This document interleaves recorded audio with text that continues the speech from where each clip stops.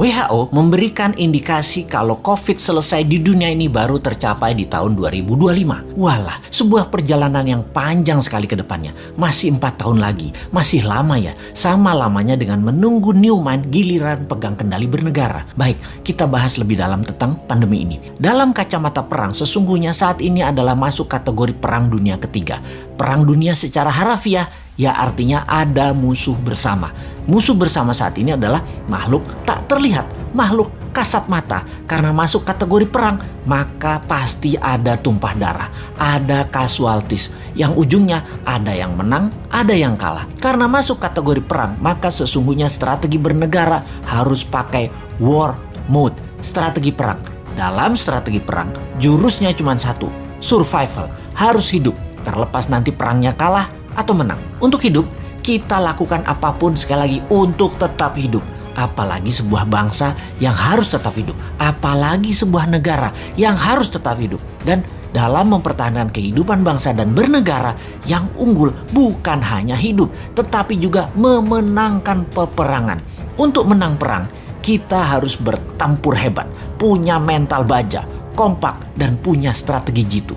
Menurut pakarnya, siapa lagi yang saya ambil referensinya kalau bukan Ibu Siti Fadilah yang saya kenal baik. Beliau banyak menginformasikan melalui YouTube channelnya juga. Kita sarikan bahwa virus punya sifat alami untuk survival, untuk tetap hidup. Biasanya punya 3 periode mutasi. Mencontoh Spanish flu di awal abad 20-an. Gelombang pertama, gelombang kedua, gelombang ketiga, virus bermutasi.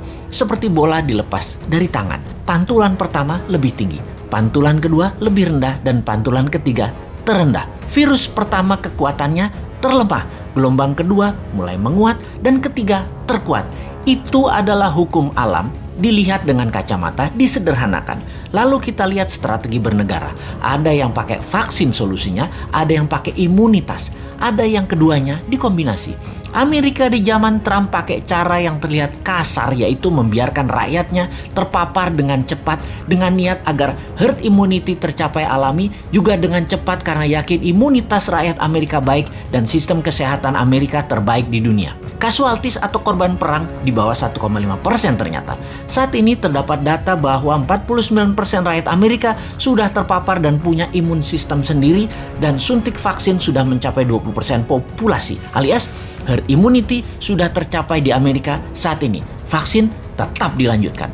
Prinsip kebijakan Gedung Putih ala Trump melawan Fauci dan WHO, namun membuahkan hasil positif sekarang. Penasehat Biological Warfare Gedung Putih menyarankan Trump waktu itu, strain gelombang pertama itu terlemah. Secepatnya saja disebar dan paparkan dengan tanpa mengikuti protokol WHO dan Fauci yang sepertinya mau menghambat agar Amerika rakyatnya maskeran dan strain gelombang pertama kenanya sedikit sehingga vaksin laku terjual setelahnya. Bahaya kalau gelombang pertama dibatasi atau ditahan. Keserang gelombang kedua, pertahanan imunitas masyarakatnya kurang. Jadi gelombang pertama lepas saja. Toh sarana kesehatan bagus. Itulah analisa dan strategi Gedung Putih di masa Trump yang terbukti tidak ada gelombang kedua di Amerika yang telak. Pada saat ini karena herd immunity tercapai, Amerika menang perang melawan COVID. Tiongkok pakai cara kedua, terbanyak pakai vaksin lokal produk mereka sendiri di mana herd imunitas alami tercapai 20%, yang saat ini 40%-nya ini pakai vaksin di mana 3 bulan lagi herd immunity di Tiongkok tercapai dengan vaksin lebih dari 60% populasi dan 20% natural imunitas. Tiongkok menang juga perang melawan COVID. Gelombang kedua ketika terlambat vaksin dipakai maka akan berat karena mutasi virus sudah lebih kuat. Dan yang tanpa vaksin terpapar gelombang kedua menjadi berat lagi pengaruhnya atas kesehatan adalah benar.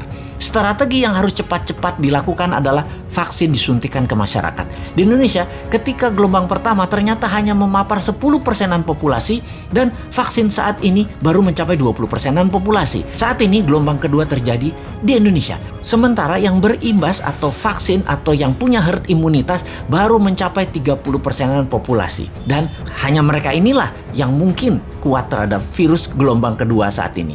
Dan mudah-mudahan sekali lagi tidak ada gelombang ketiga mutasi COVID yaitu COVID yang terakhir mutasinya yang terkuat.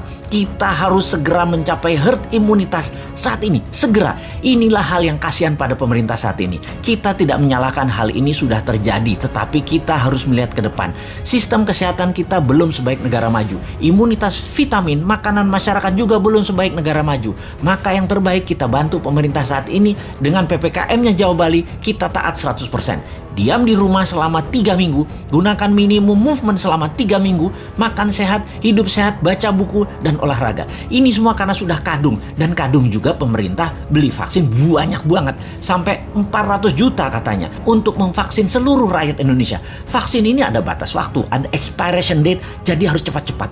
Pandemi, kalau penanganannya benar, sarana kesehatan baik, dan imunitas vitamin yang didahulukan, menurut Ibu Siti Fadila, dengan 50 juta vaksin cukup kok. Kecuali pesan banyak ini karena sekaligus jadi proyek pejabatnya. Ya walahu alam.